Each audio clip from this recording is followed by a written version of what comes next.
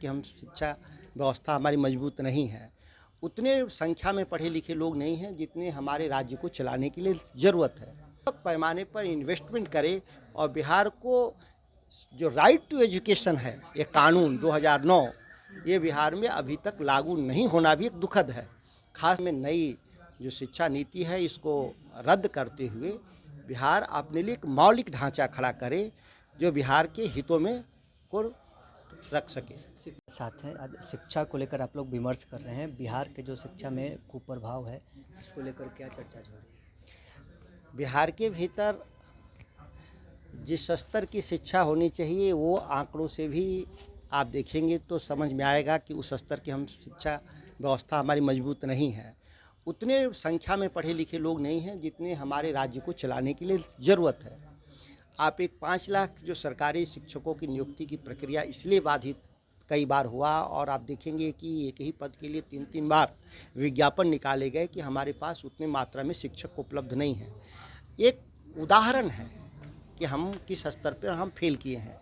आप देखेंगे कि स्वास्थ्य सेवाओं में जो 1.5 लाख पद हैं उसकी नियुक्ति के लिए लगातार विज्ञापन आ रहे हैं, लेकिन उतनी मात्रा में डॉक्टर या पैरामेडिकल स्टाफ नहीं मिल पा रहे हैं।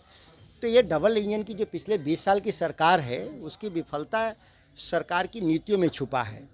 और जो राष्ट्रीय नई शिक्षा नीति है यह बिहार जैसे गरीब राज्य जहाँ 70% आबादी न्यूनतम आमदनी 60 रुपये प्रतिदिन से कम है, वहाँ निजी क्षेत्र में शिक्षा हासिल नहीं कर पाएंगे।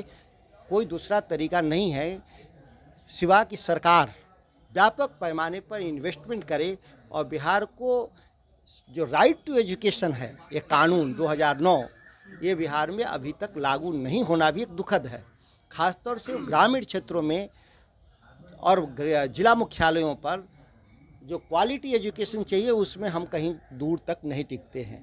रोज़ नई सरकार नारे गढ़ रही है, नई योजनाएं ला रही है, लेकिन अगर हम सफलता के रूप में देखें तो सफलता दर क्या है? वो आंकड़े बता रहे हैं कि राष्ट्रीय औसत पे 15% लोग ग्रेजुएट हैं और बिहार 7.25%। ये सरकार की ही द्वारा जारी किए गए आंकड़े से ही सन्निहित है। इसीलिए मैं मानता हूं कि आने वाले समय में नई जो शिक्षा नीति है इसको रद्द करते हुए बिहार अपने लिए एक मौलिक ढांचा खड़ा करे जो बिहार के हितों में को रख सके। शिक्षा की बात कर रहे हैं, छात्रों का मांग है कि बिहार के सरकारी नौकरियों में डोमिसाइल लागू हो, इसको लेकर लोग आंदोलन करने का ऐलान भी किए हैं। छात्रों की सही मांग है कि कोई भी हम जब पढ़ाई करते हैं, शिक्षा हासिल करते हैं तो राज्य के भीतर जो अवसर हैं वो मिलना चाहिए राज्य के छात्रों को।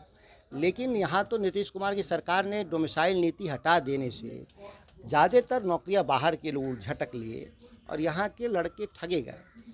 यह बात बिहार के नौजवानों को समझ में ज़रूर आया है और ये मुखर हुए हैं।